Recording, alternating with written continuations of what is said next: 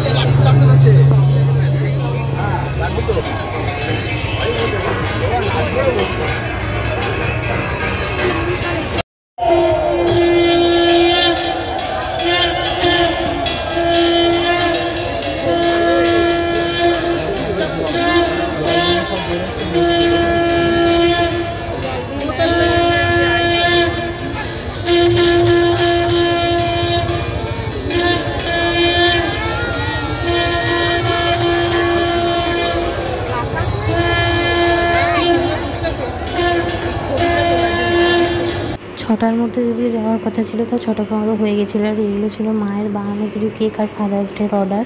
তো এই ছিল ভিডিও আর কিছু পিক, এর একটা মিনি ব্লগ। তো ওটা দেখাবো নেক্সট ভিডিও।